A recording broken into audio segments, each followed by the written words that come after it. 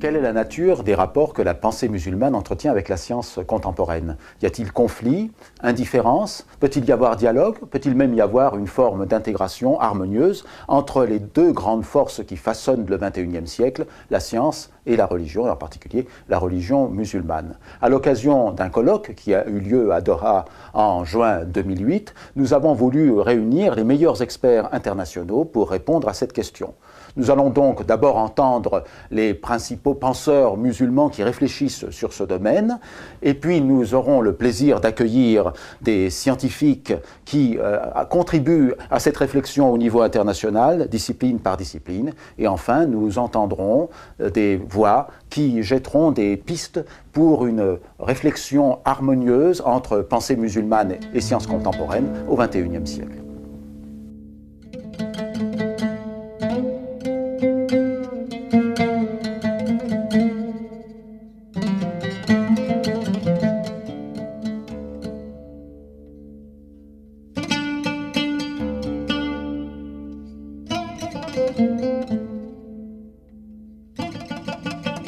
In the Holy Quran, there is plenty of recommendation for studying nature.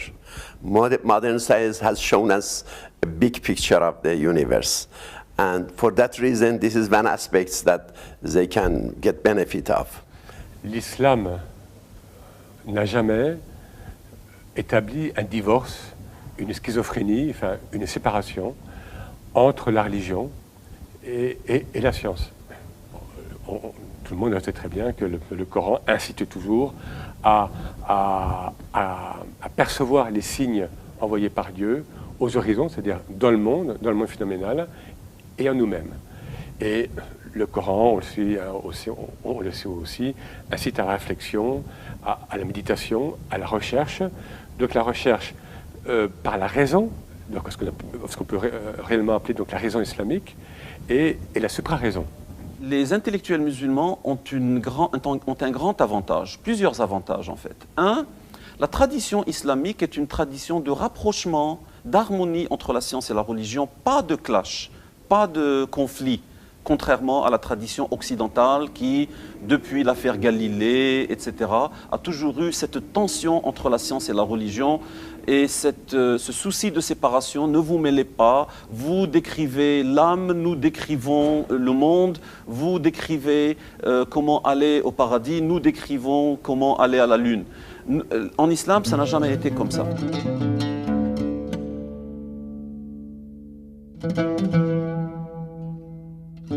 Quand les Européens sont arrivés, les Français, les Britanniques essentiellement, un peu moins les Italiens et les Allemands, quand ils sont arrivés dans les pays colonisés, ils ont dit « tout ce que vous savez, ça ne sert à rien. C'est retardataire, c'est mauvais. » Bon. Et ils ont introduit leur technique et leur manière, leur savoir-faire.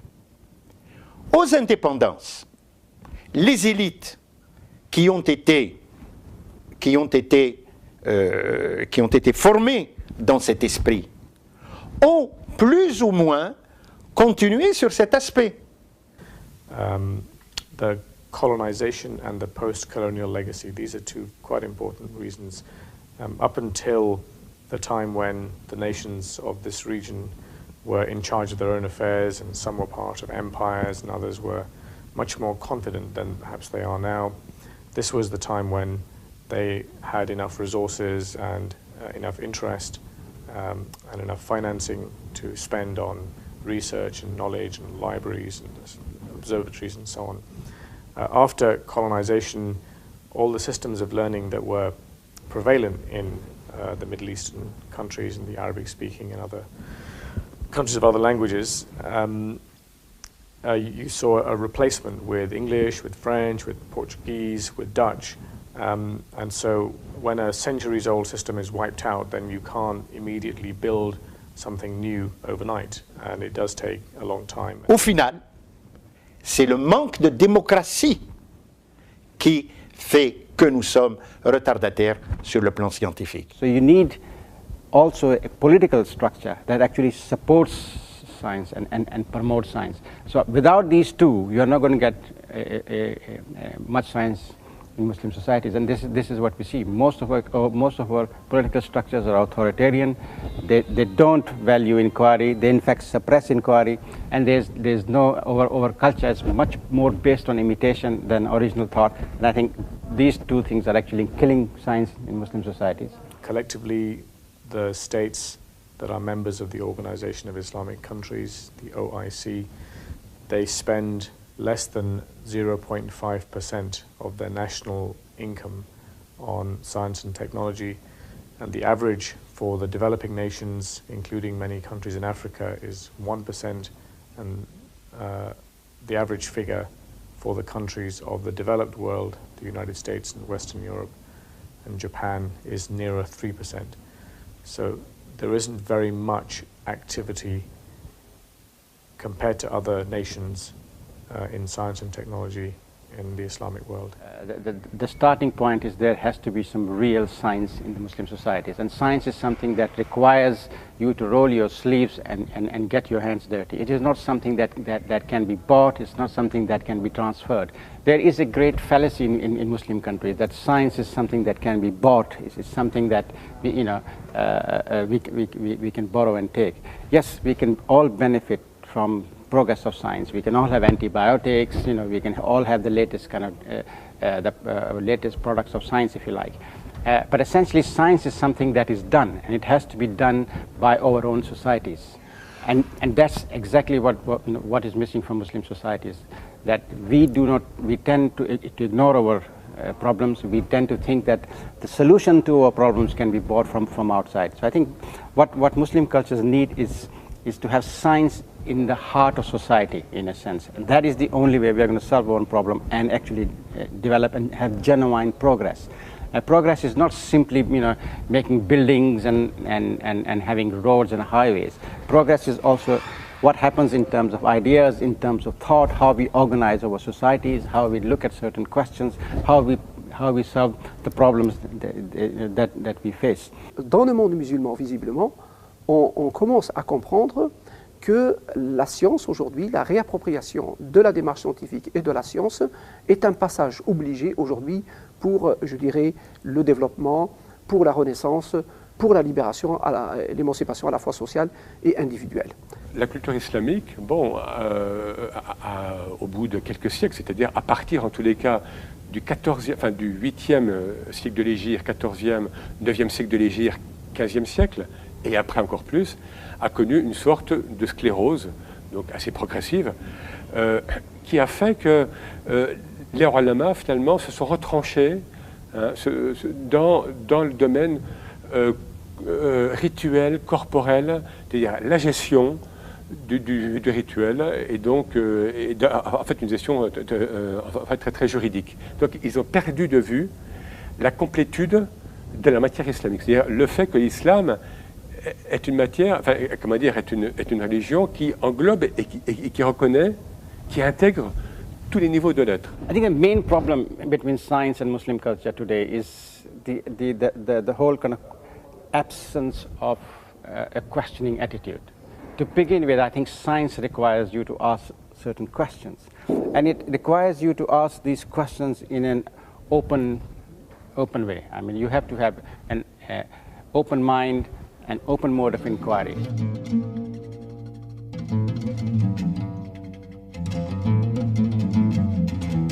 Par rapport aux enjeux qui nous préoccupent aujourd'hui, c'est qu'il y avait suffisamment de travaux, de réflexions, qui permettaient en fait l'établissement d'un rapport vraiment subtil entre ces deux niveaux. Si je prends l'exemple très connu dans la pensée classique, notamment l'exemple d'Ibn Rushd, d'Averroès, on sait par exemple qu'Averroès a tenté d'envisager un rapport très subtil entre science et religion, et plus précisément, donc à l'époque, entre la démarche scientifique et philosophique d'une part et la démarche théologique de l'autre, qui à la fois valorise le statut de chacune de ces disciplines-là, mais en même temps considère chacune de ces disciplines-là dans son contexte épistémologique et méthodologique. Donc il n'y avait pas, d'amalgame, il n'y avait pas de concordisme comme on peut l'imaginer par exemple aujourd'hui par rapport à certains thèmes contemporains, mais en même temps il y avait une relation qui permettait évidemment le dialogue. Donc il y avait un espace commun qui permettait cette possibilité de dialogue qui malheureusement aujourd'hui fait défaut. Je crois que les écueils, évidemment, c'est de ne pas élever le débat. Le débat actuellement, il se situe, il faut le dire, sur les relations intimes qu'il y a entre physique et métaphysique. On reste complexé par rapport à la science occidentale qui prédomine, et donc du coup, on pratique un concordisme.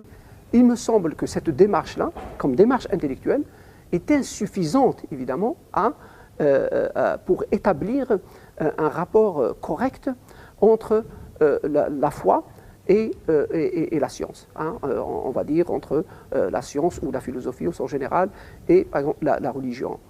Je pense qu'un musulman qui a la foi aujourd'hui, un musulman sincère qui a la foi, je pense qu'il n'a pas besoin, pour conforter sa foi, il n'a pas besoin de trouver dans le corpus coranique des signes, des indices, etc., scientifiques.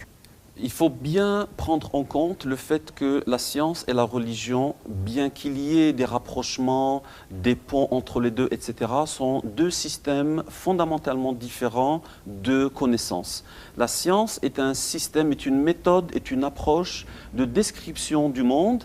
La religion est un système d'explication de l'existence, du but de notre vie, de notre existence ici sur Terre ou dans le monde, dans l'univers. Les révélations, le Coran, la Bible, etc., veulent expliquer aux gens leur existence, leur but et leur façon de vivre pour être en harmonie, aussi bien interne qu'externe, avec les autres humains, les autres organismes et le reste de l'environnement. Donc, parce que ce sont là les buts des révélations, il n'est pas question pour ces révélations d'essayer de décrire le monde physique ou le monde biologique ou le monde médical ou tout autre monde. Ce n'est pas le but de faire une description, quote, entre guillemets, scientifique. C'est pour cela qu'il est vain d'essayer de trouver des vérités, des résultats scientifiques dans le Coran ou autre. Le fait d'amalgamer, le fait de chercher à tout prix une couverture, une légitimation scientifique ou pseudo-scientifique, un positiviste donc, pour la révélation coranique, je pense que ça peut être la porte ouverte à toutes les dérives, et notamment à des dérives, je dirais, dogmatiques et positivistes, parce que si effectivement on veut prouver des questions, par exemple, de foi essentielles par la démarche scientifique, ça veut dire qu'on veut absolument objectiver tout le corpus de la révélation, alors que je pense que la révélation, par définition, elle tire justement sa force de la transcendance, et pas simplement de l'objectivité, et pas simplement du fait que le texte il va coller à une parcelle de l'histoire, etc. Ce qui ne veut pas dire, bien sûr, que la révélation n'a aucune historicité, mais le fait de vouloir la réduire à chaque fois à une des formes, à une des expressions de l'historicité, et notamment du contexte ici scientifique, je pense que ça peut être quelque chose de très dangereux, et même ça peut se retourner contre justement la bonne volonté peut-être de départ qui anime ces théoriciens, et notamment les partisans de ce qu'on appelle par exemple les miracles scientifiques en islam. Or, on sait très bien que le Coran a été interprété donc différemment suivant les époques. Et pourquoi? Parce que c'est un texte vivant, multidimensionnel, donc polysémique, et que ce n'est pas fini. C'est-à-dire que ce que l'on peut percevoir comme une concordance entre la science actuelle, soit-elle la plus avancée, et le Coran, qui nous dit que dans 5 ans, puisque les choses vont très vite actuellement, qui nous dit que dans 5 ans, 10 ans, 20 ans, ce parallèle et cette parenté de sens ne sera pas en fait complètement dépassé.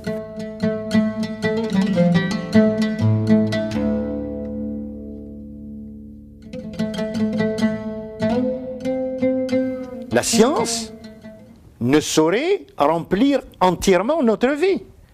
Il y a l'art, il y a la poésie, il y a la littérature, il y a la religion, donc c'est en ce sens que le scientisme est une erreur quand il veut tout expliquer par la science. Sans compter que la science n'est pas parfaite et qu'elle n'a pas encore réponse à tout. But the intellectuals, especially the philosophers, have been resistant, finding the metaphysics of modern science too restrictive. The world that modern science is in a positivistic way is very restricted. Islam gives us the indications of a much bigger universe. Science is a double-edged sword. It does have an element of progress, but it also has a downside. I mean, great deal of science, for example, is associated with weapon research, with climate change, pollution, and so on and so forth. So in a sense, what the Muslim countries need to do is to concentrate on that aspect of science where there can be genuine progress, where they can solve the problems of their own societies, focus on the concerns, the realistic concerns of their own countries. You just have to take a walk in a graveyard here or in France, anywhere, and you see the graves of 7, 8-year-old children in the 19th century, and you don't see that today. You see mothers who have died in childbirth, and with medicine and chemistry, that is not so. And despite this fact that the lifespan has been enhanced, we are wearing brighter clothes, we have more things to do, people are not so happy with science. They think that perhaps science has brought environmental ecological problems.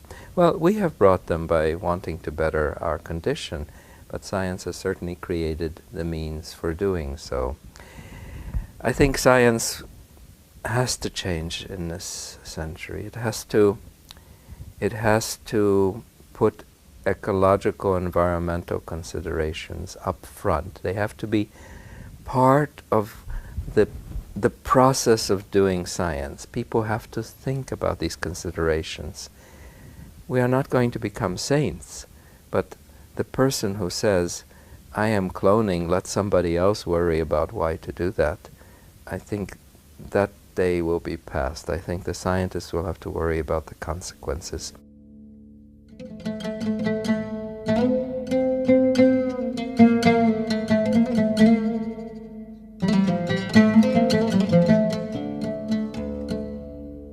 I remember that about 16 to 17 years ago, a philosopher participated in a physics conference and brought the name of God, and a physicist stood and objected that in a physics conference you cannot bring the name of God.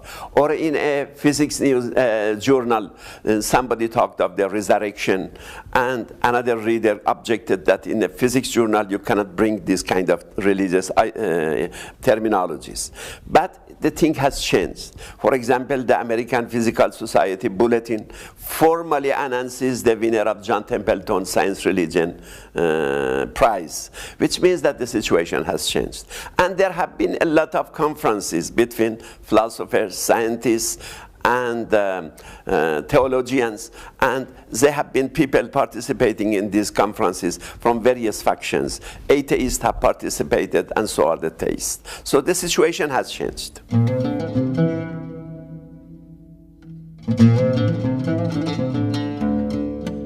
Nous avons entendu des scientifiques et des penseurs musulmans dresser un bilan de la situation du dialogue entre science et religion à l'intérieur du monde musulman. Mais il faut savoir que le dialogue entre science et religion est en fait un domaine particulièrement actif au niveau international. Et il nous paraît intéressant maintenant de rencontrer quelques-uns des acteurs de cette réflexion qui vont de l'infiniment petit à l'infiniment grand, des sciences de la matière aux sciences de la conscience, dresser un bilan de la situation au niveau international et des problématiques, des problèmes qui se posent dans ce domaine. La science du XXe siècle et maintenant encore plus au XXIe siècle a effectué une grande révolution. Elle a découvert ses propres limites. Elle a changé d'une science qui était rigide, définitive, certaine, mécaniste, réductionniste, etc., à une science qui a réalisé qu'il y avait des incertitudes fondamentales dans la connaissance que l'on ne pouvait pas transpercer, qu'il y avait une incomplétude intrinsèque dans les mathématiques et dans la science. Il y a des choses qu'on ne saura jamais. Il y a des phénomènes que l'on ne peut pas disséquer et étudier en petites parties, qu'il y a des phénomènes émergents que plus on va dans un ordre plus complexe, plus grand, plus des phénomènes apparaissent que l'on ne peut pas couper et disséquer et étudier à part. Et donc la science a réalisé qu'il y a d'autres niveaux de réalité, d'autres moyens de connaître, d'essayer de comprendre. Et elle a trouvé qu'il y a une abstraction qui est similaire, évidemment différente, mais similaire, sur lesquelles on peut établir des ponts avec la connaissance traditionnelle, culturelle, religieuse, etc. Si on regarde ça maintenant d'un point de vue religieux, mais le livre de la sagesse dit que Dieu a tout fait avec ordre, poids et mesure, comme si d'une certaine manière il incitait à une réflexion d'un autre type sur la réalité, et donc sur une modélisation de la réalité qui est celle qui est naturellement inscrite dans l'intelligence humaine. C'est pas quelque chose qui est réservé à un certain nombre de personnages. Il y en a qui réussissent plus ou moins, mais il y a incontestablement un désir de tirer des concepts, de ces concepts, de tirer des structures, de ces structures, de les faire interagir entre elles et d'en déduire d'autres choses. Donc on voit bien que, en quelque sorte, la mathématique résume la cohérence de l'intelligence humaine par rapport au regard sur le réel.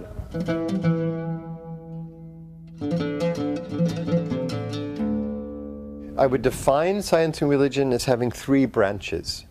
One branch is to take work from within the sciences and to show how that connects with traditional religious belief or concern. The second branch is to start from within a religious tradition, a Christian, a Buddhist, a Hindu, a Muslim, who then asks about the connection between their faith, their belief, their practice, and contemporary science. And the third branch is the discipline of science and religion as a separate field of study with its own questions, its books, its conferences, its progress. But now chairs in science and religion have been established for the first time. There's a chair of science and religion in Oxford, and there's also an endowed lectureship in Cambridge. And a few other universities have similar positions, not many. And this is a new development. And when these first started happening, there was a lot of skepticism and some opposition as well. But I think now they've become pretty well established and people have accepted that this is an academic study. I would see science as understanding the way that the world works, and as a believer I would say that means understanding how God makes it work. In studying science, there's an extra dimension of pleasure for the person who knows God. Science is an attempt to understand how this universe works. Religion is an attempt to understand why it's here. What is the meaning and purpose of this universe? And well, if there's a meaning and purpose, then that has something to do with how it works, and vice versa. So they're really closely related. There's revelation. We think of revelation as religious, not scientific, but no, there's revelation. Revelation, people make sudden discoveries. And where do new ideas come from? When I invented the maser and the laser, I had been thinking about it for a long time, and I got up early in the morning and worrying about it. I was sitting on a park bench, and suddenly I had the idea. So you see, that was a revelation. I think science and the knowledge we gain from science has spiritual value as well as material value. Actually, I care less about the material value. I don't own a single patent, and I'm not rich. But the spiritual value that I get from a trivial thing that I do, which is to find out how one piece of molecule is oriented relative to another one. Or I want to find out why it is that carbon monoxide binds to hemoglobin. Carbon monoxide binding to hemoglobin is what kills people when the automobile exhaust is. I find that it binds, and as it binds, it bends, so that the iron in hemoglobin and carbon in the oxygen are not in a line but are bent. You know, I want to know why. When I find that out, that it gives me the satisfaction of knowing why that carbon monoxide binds better than oxygen. I think that's interesting to know. I think knowledge has spiritual value.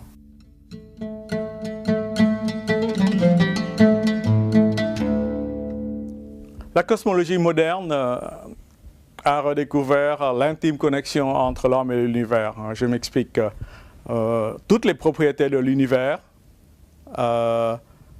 qu'on voit autour de nous est déterminée par une quinzaine de nombres qu'on appelle constantes physiques, comme la vitesse de la lumière, la constante de Planck, la constante de gravitation, la masse de l'électron, etc. Et les conditions initiales de l'univers, c'est-à-dire la masse noire qu'elle contenait au début, ou le taux d'expansion initial de l'univers. Et on s'est aperçu que si on variait en tant soit peu ces constantes physiques ou ces conditions initiales, les étoiles ne se forment pas. Et si les étoiles ne se forment pas, il n'y aura pas d'éléments lourds qui sont formés. Parce que vous savez, le Big Bang, dans ces 3 premières minutes, ne pouvait fabriquer que de l'hydrogène et de l'hélium.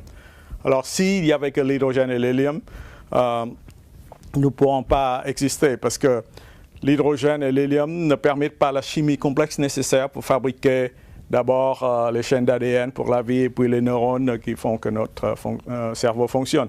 Donc, il fallait des éléments plus complexes et donc les étoiles se forment. Donc, mais on s'aperçoit que donc, si on variait un temps soit peu ces constantes physiques et ces conditions initiales, les étoiles ne peuvent pas se former. Donc, pas d'éléments lourds, donc pas de complexité possible, donc pas de vie et de conscience possible. Donc, c'est ce réglage extraordinaire. Hein, et je donne toujours l'exemple que la précision de ce réglage doit être égale à celle que doit exercer un archer si vous voulez planter une flèche dans une cible d'1 centimètre carré qui serait placée au bord de l'univers à 14 milliards d'années-lumière. Donc c'est d'une précision extraordinaire. On a découvert que la vie et l'homme sont fondamentalement importants dans l'univers, qu'on ne peut pas étudier le cosmos, la physique, l'univers, l'existence générale sans mettre comme contrainte l'existence de la vie et l'existence de l'homme. Si on enlève l'homme et la vie de notre vision du monde, de notre théorie, système cosmologique, on atteindra des théories qui n'auront aucun rapport avec la réalité. Donc, on se retrouve à imposer l'existence de l'homme et l'existence de la vie, et ça, c'est fondamentalement différent de la science du XVIIe, XVIIIe, XIXe siècle. Et donc, la religion, ou du moins la compréhension ultime de l'univers, se retrouve être réimpliquée dans notre compréhension.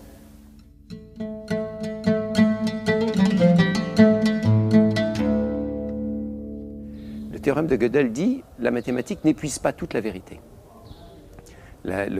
C'est-à-dire tout ce qui est démontrable n'est pas en relation directe avec la véracité. Donc véracité et démonstrabilité sont deux notions qui sont indépendantes. Le théorème de Gödel aussi a un impact énorme parce que, étant donné que toute la science contemporaine, je parle de la science dure, c'est-à-dire la mécanique aussi bien la mécanique des particules que la physique des particules, que la physique des fluides, etc., dépend de l'infrastructure, évidemment des mathématiques. Ça veut dire qu'on ne peut pas assurer que la physique contemporaine épuise la réalité. Donc, indirectement, le théorème de Gödel implique une limitation de la science. The most important change in modern science since 1900, 1925, is quantum mechanics, really, and the view that we now live, as many philosophically minded scientists think, in an open and emergent and holistic universe.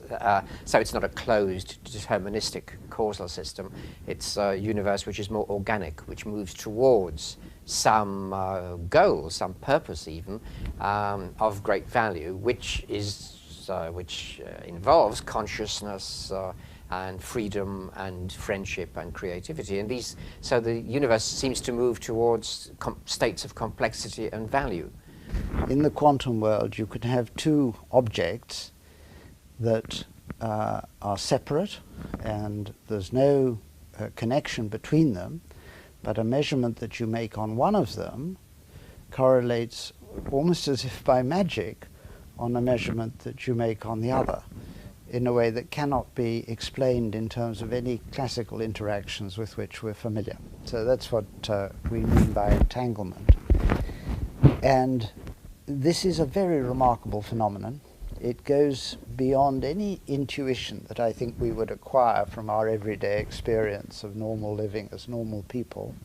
L'une des particularités justement de la mécanique quantique, c'est que elle ne peut pas du tout, en tout cas dans l'état actuel des choses, il n'y a pas de consensus sur le caractère descriptif de la mécanique quantique, mais plutôt sur ses capacités prédictives qui, elles, ont eu beaucoup de succès lors du XXe siècle. Et en fait, ce qui est vraiment surprenant et déroutant avec la mécanique quantique, c'est que nous devons renoncer à nos sens communs. Et l'un de ces sens est le principe de réalisme, c'est-à-dire qu'il existe cette réalité-là qu'on puisse décrire avant de faire l'expérience, mais aussi le principe de localité. En fait, on doit renoncer, en gros, à l'un ou à l'autre.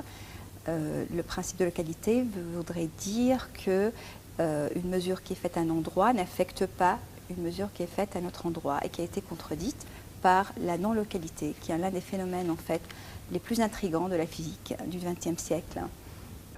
Philosophically, there are three main approaches to understanding the world. One is the materialist idea, one is the idealist idea, and the other is dualistic, kind of midway between. And as I just said, the classical view was completely materialistic. There are others who have said, well, our real knowledge comes from our thoughts and ideas, that the things that we really know best about the universe are ideas, and they want to create the entire understanding of the world as basically an idea-like world in which our ideas, our own human ideas, are a part. The dualistic approach says that no, there is an interplay between these two aspects of nature, and quantum mechanics in its present form is dualistic. It says you need to talk about the psychological aspects, the empirical aspects, which are described in terms of human ideas and thoughts, the empirical aspect, and then there's the theoretical aspect, which is described in terms of motions of particles and fields. And so you have these two interconnected parts or aspects of reality, and quantum mechanics relates these in very specific ways. Le principe de non-localité que j'ai mentionné nous invite aussi à changer notre vision réductionniste du monde et à regarder le monde comme un tissage d'événements ou d'êtres en quelque sorte en rapport. Et je retrouve ceci en écho avec certaines pensées, entre autres de Razali, qui indiquent en fait que les créatures ne sont que des manifestations en rapport les unes aux autres, mais qui n'ont pas vraiment d'existence propre. Et je pense aussi que l'une des leçons aussi que j'ai envie de tirer de la mécanique quantique, c'est d'accepter aussi la multiplicité des interprétations, que je considère un peu comme des histoires humaines différentes et enrichissantes face à un même événement physique.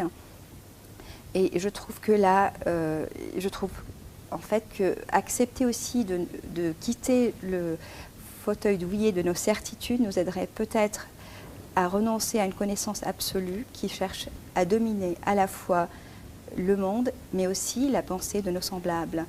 Et c'est une invitation à la fois à une humilité et aussi à accepter la perplexité comme chez certains soufis.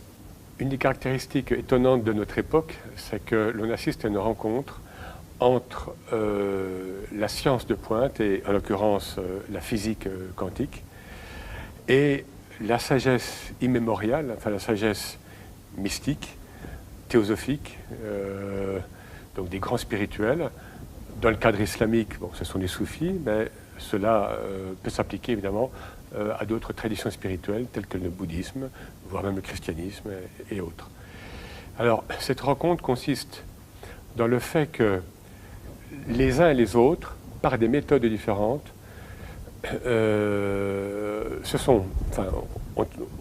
fait, ils ont observé que le monde phénoménal ne se suffit pas à lui-même. La physique quantique énonce certains paradigmes ou bien certains phénomènes tels que la non-réalité du monde observable qui nous trompe. C'est-à-dire que ce n'est pas la vraie réalité. Derrière cette pseudo-réalité, il y a une sphère qui serait plus réelle. La non-certitude, c'est-à-dire qu'on sait, comme disent certains scientifiques actuellement, nous savons pertinemment que nous ne savons pas, d'une part, mais surtout que nous ne saurons jamais. Tant que nous nous fions aux moyens scientifiques, rationnels, habituels, tels qu'on les connaît et tels qu'on les développe notamment en Occident depuis 3 siècles. Depuis Copernic, Galilée, Descartes, Newton, etc. D'autres paramètres aussi, c'est le non-déterminisme, c'est-à-dire que le monde tel qu'il fonctionne n'est pas déterminé par une causalité primaire, c'est-à-dire horizontale. Il y a une intervention verticale et qui dépasse le temps et l'espace.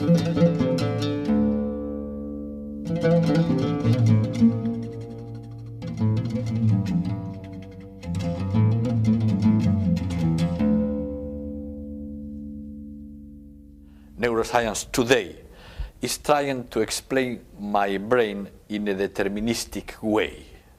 But this makes me very unhappy because I have a profound desire to be free.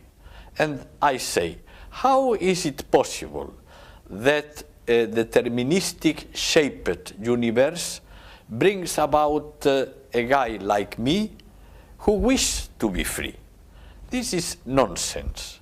So I think we have to try to introduce the quantum mechanics in the brain. It is not an easy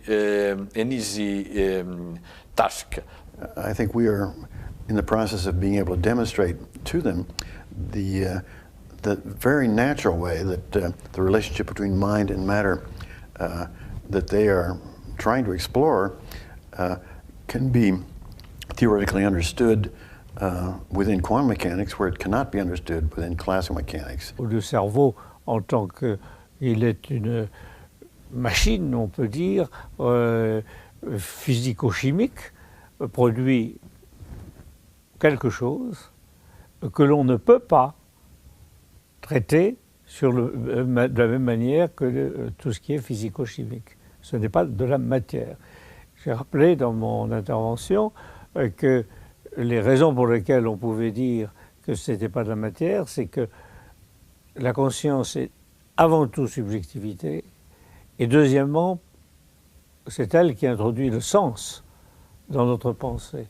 Or, ni la subjectivité, ni le sens ne font partie de la physique. Bien, un jour que je lisais un bouquin sur le bouddhisme, j'ai lu que les méditants orientaux disaient qu'ils pouvaient atteindre des états de conscience vide. Je crois qu'il existe une certaine morale naturelle, qui est à peu près universelle, et qui nous sert de point de départ pour l'exercice de la liberté. Alors que l'homme est créé imparfait, mais l'homme a cette capacité extraordinaire que Dieu lui a conférée, j'imagine, qui est la possibilité de perfectionnement, la possibilité de partager la création, de se créer lui-même et de créer autour de lui des choses nouvelles. Par conséquent, la liberté, à son tour, n'est pas un acquis chez l'homme. L'homme est en quelque sorte en capacité de se libérer progressivement des mécanismes mimétiques dont il est la victime, des mécanismes rivalitaires dont il est la victime, des mécanismes de jalousie, d'envie, des mécanismes de violence dont il est la victime, de manière à progressivement se libérer de ce qui finalement fait son malheur et pouvoir assurer ainsi finalement son bonheur, ou en tous les cas son devenir.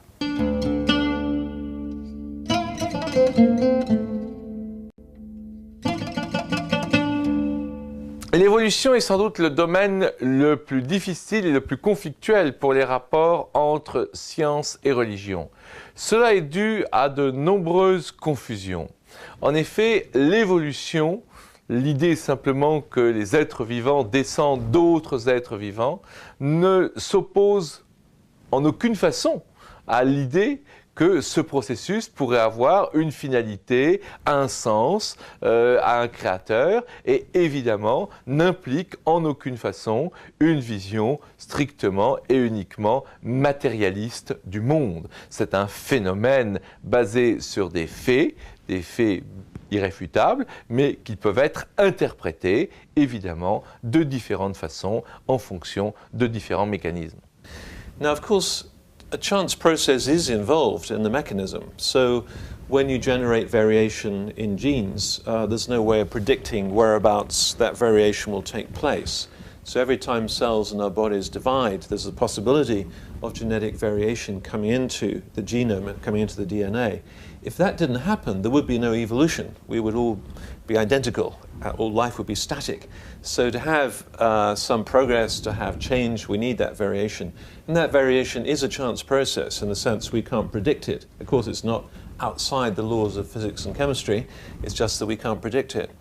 Well, it's very interesting that recently there's been a book published by Simon Conway-Morris, who's professor of paleobiology in Cambridge. And Simon's pointed out the incredible convergence that you get during the evolutionary process.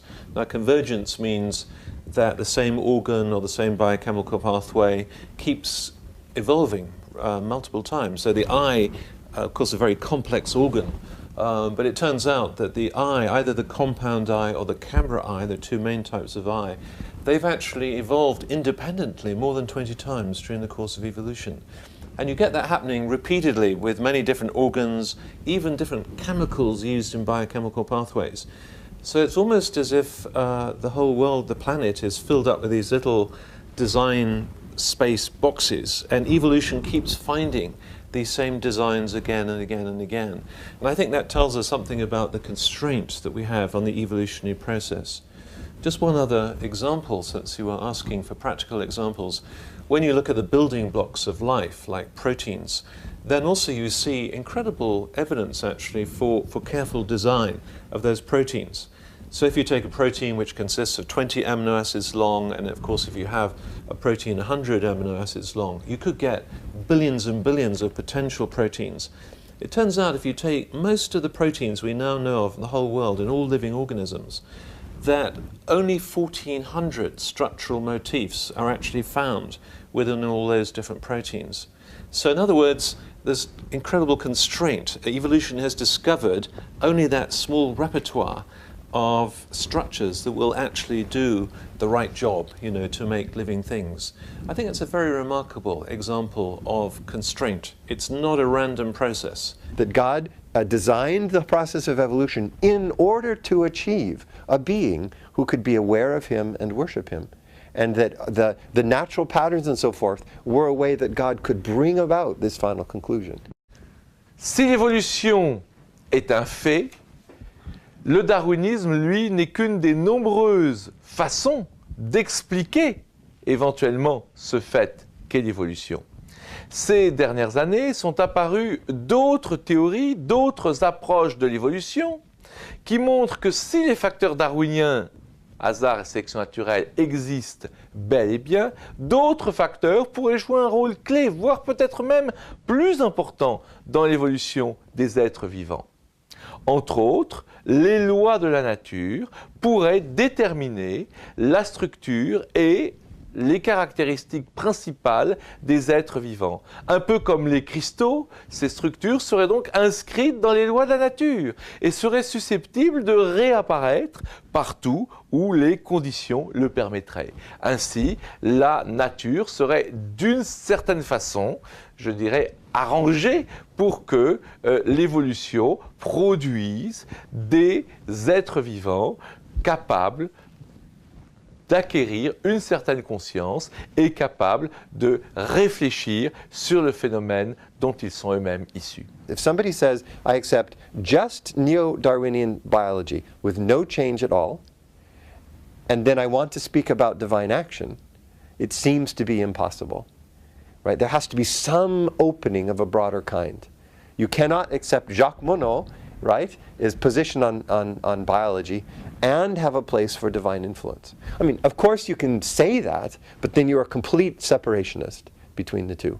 For me, the interesting positions in between, not traditional Darwinian, not the negation of evolution, but this rich variety of positions in between.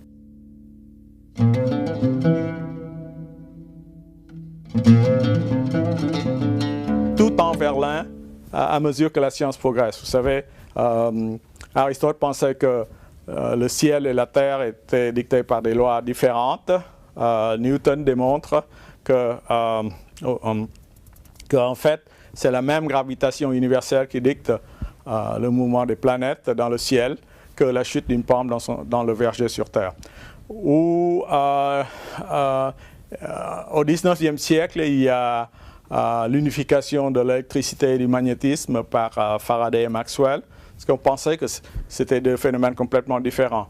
Donc Faraday et Maxwell montrent que c'est le même phénomène, ce qu'on appelle l'électromagnétisme, et en plus, Maxwell démontre que les ondes électromagnétiques se propagent à la vitesse de la lumière. Donc il unifie non seulement l'électricité, mais aussi le magnétisme et l'optique.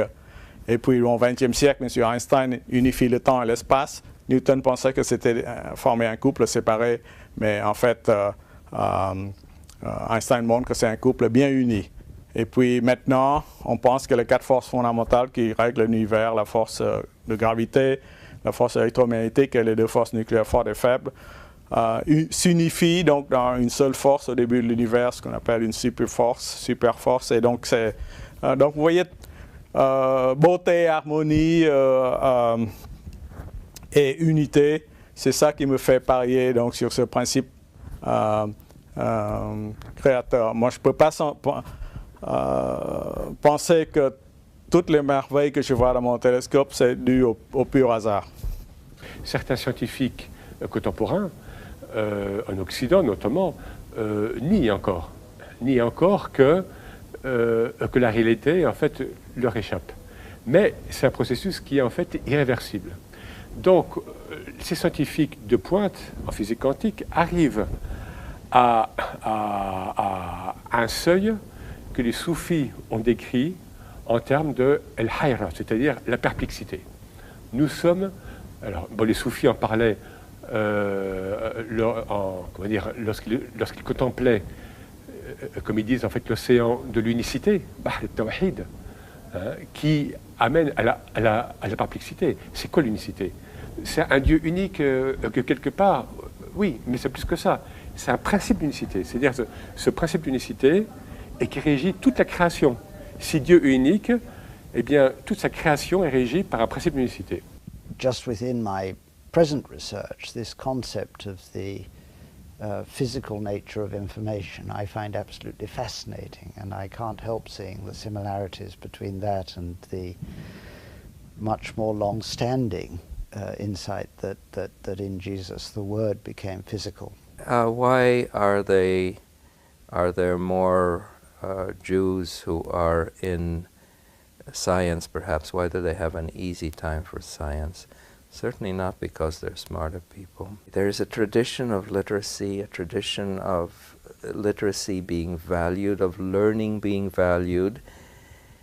Those who were religious studied the Talmud, years of hundreds, centuries of commentaries on the Bible, legalistic thinking, which in some way had some semblance to scientific thinking. it's interesting that most Jews who are successful as scientists, the great majority of them, are no longer religious. They're not atheists necessarily. They're still Jewish, but they're not observant. Now, what's interesting is sometimes I think that, you know, you can leave your religion, but you can't leave it. And so what I mean by that is you substitute some other religion for it. And I wonder if for some of those Jews, either psychoanalysis or Marxism or science became a substitute religion. Donc il y a trois concepts basiques qu'on retrouve donc dans la science moderne.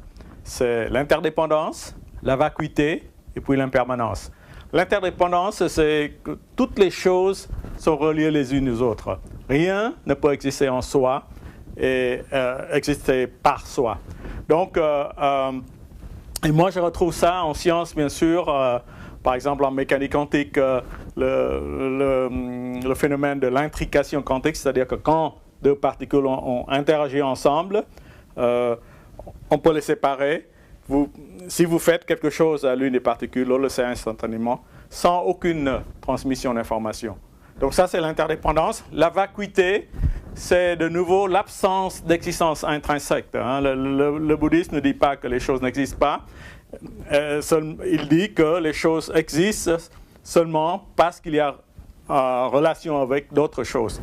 Donc, et ça, moi, je dirais, la correspondance, on le retrouve de nouveau dans la mécanique quantique pour la lumière.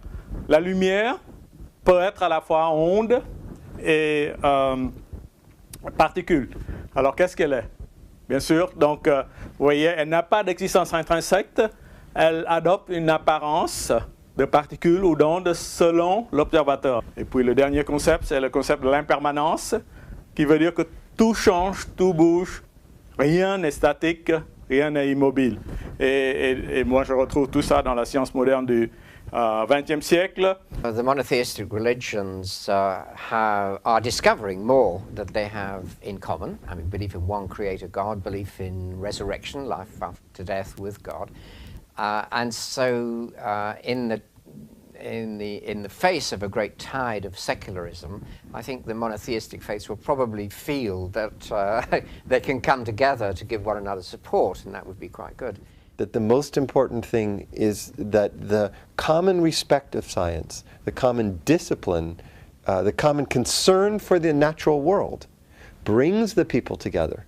And then they realize that, for example, the belief in God is the most important, and the differences in their doctrines, they're serious, but they're not all determined.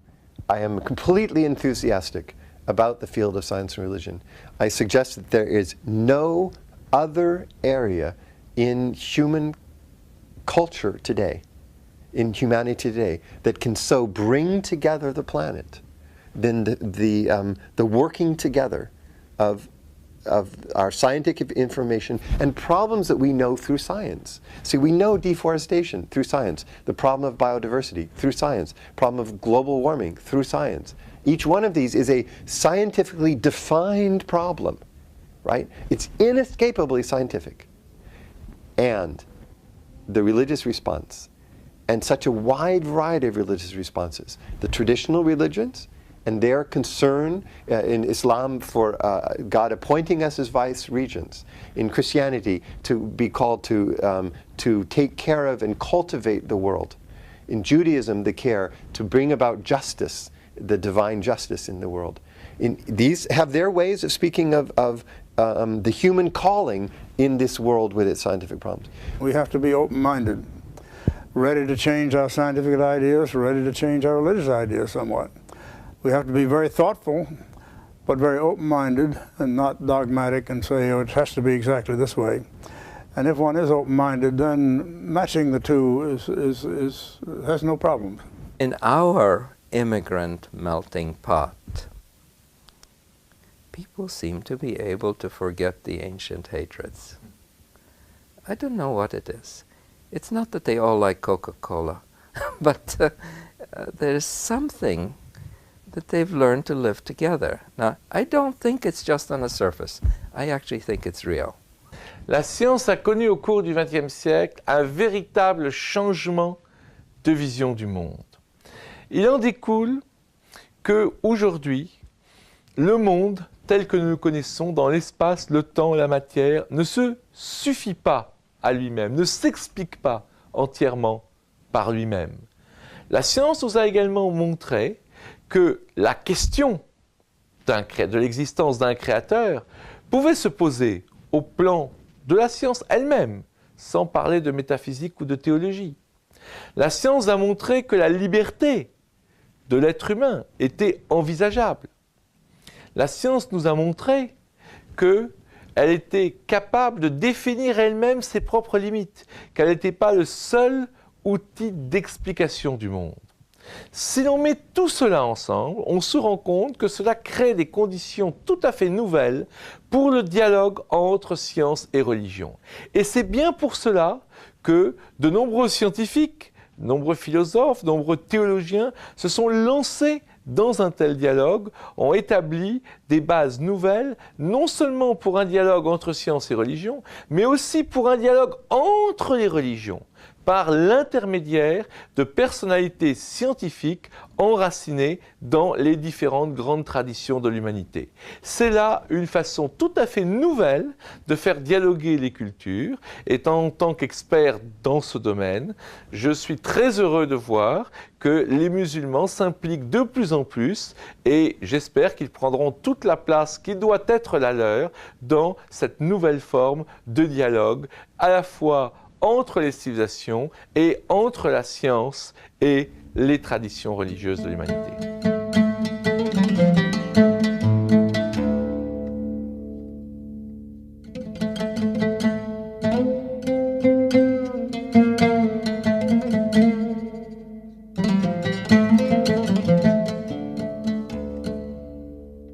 Nous avons vu que le domaine sciences et religion était particulièrement actif au niveau international, et il s'agit maintenant de voir comment le monde musulman peut tirer profit de cette expérience en jetant des pistes qui lui soient propres pour réfléchir à une intégration harmonieuse entre la pensée musulmane et la science qui soit utile au monde musulman au XXIe siècle. Il faut bien comprendre que les problèmes intrinsèques à l'islam, par exemple, ces histoires d'Ijaz ilmi, ce problème d'opposition à la théorie de l'évolution biologique, etc., sont solubles, on peut les résoudre de l'intérieur de l'islam même. C'est-à-dire qu'on n'a pas besoin de venir ajouter de nouveaux principes, de nouvelles idées, que les musulmans diraient « mais d'où vous sortez ça ?» Non, nous sortons ça de l'islam même. Donc tous ces problèmes sont solvables, on peut les résoudre de l'intérieur de la tradition musulmane même. À condition, et c'est là mon troisième principe, à condition que notre compréhension, notre lecture du Coran et de l'islam soit beaucoup plus riche, beaucoup plus intelligente qu'elle ne l'a été récemment. C'est-à-dire qu'il faut se débarrasser de ce littéralisme, il faut bien prendre conscience de la richesse des niveaux multiples de la révélation du Coran, de la tradition islamique qui a toujours été diverse. C'est pour ça que nous avons beaucoup d'écoles de pensée, d'écoles juridiques, madhahib, etc. Et il faut toujours savoir qu'en islam, il n'y a pas un point de vue, une vérité, un principe. Il y a plusieurs idées qui très souvent se valent, même si elles sont un peu différentes, mais il y a un menu dans lequel on peut choisir, tout en restant dans la tradition islamique, et ça peut nous permettre, en adoptant un plutôt que l'autre, de dépasser les conflits qui peuvent apparaître de temps en temps. Si on connaît un petit peu l'histoire de la culture islamique, on voit que l'islam a toujours été extrêmement pluriel, que l'islam a embrassé, a englobé de multiples divergences. Il faut bien préserver au Coran cette floraison de sens qui n'est pas encore toute découverte et qui n'est pas encore révélée. En fait, le Coran a été révélé sur un plan historique, phénoménal, aux prophètes, mais sa profusion de sens est toujours en cours de révélation. Et si les scientistes musulmans actuellement bloquent tel ou tel sens donc, pour tel ou tel verset du Coran, du coup, ils restreignent la révélation. Les musulmans vivant en Occident ont vocation à participer très activement à ce débat parce que, par nature, ils ont cet ancrage dans les deux cultures. La culture scientifique, de par leur formation, beaucoup ont suivi des cursus universitaires et même ont des métiers en relation avec le développement de la science, et puis la culture religieuse. Donc ils sont forcés de faire le pont entre ces deux domaines de la pensée, et en quelque sorte les communautés musulmanes vivant en Occident peuvent constituer des terrains d'expérience pour cette intégration harmonieuse entre pensée musulmane et sciences contemporaines qui doit se produire au XXIe siècle. The community itself is not, if you like, a community that values open-ended inquiry and questioning. For most Muslims in Britain and in America, science tends to be about, mysticism. It's all about miracles in the Quran and all that. I mean, it's not really about scientific thought, rationality, objectivity, going out actually to do science. But having said that, I think we are led by certain thinking intellectuals who do value openness and inquiry. So there's much more, if you like, there's more hope that some sort of scientific enterprise will come from Muslim communities in the West, and they will use that to actually promote science in Muslim societies. I am in some ways most encouraged by Islam in the United States. The young Muslim scholars, great scientific training. These are second or third generation, or maybe many generations in the United States. Great scientific training and commitment to belief in God. One thing that we could do effectively is that to work as a bridge, to clarify for scientists what their misunderstandings are about religion, and to clarify for religious people what their misunderstandings is about science, and to bring the two communities together. La science et la religion vont continuer à façonner le XXIe siècle. Et il est indispensable de trouver des modes de dialogue entre l'un et l'autre. Et puis, ce dialogue entre science et religion constitue aussi un terrain pour le dialogue des cultures et des civilisations. Un dialogue indispensable pour que l'on puisse construire ensemble la société du XXIe siècle. Il y a beaucoup de scientifiques, penseurs, philosophes musulmans contemporains qui sont capables de contribuer à régler ou du moins proposer certaines solutions à toutes ces thématiques, évolution, créationnisme, cosmologie, i'jaz, etc. Mais ce qui est important de constater, c'est qu'il faut impérativement se mettre donc à ce diapason international, encourager tous ces gens qui sont capables de divers horizons à venir contribuer leurs compétences et leurs savoirs, et que la société, la culture musulmane donc encourage ce genre de travail et de discours pour qu'elle en bénéficie, elle, et qu'elle contribue elle-même à l'essor de ce genre de discours au niveau international.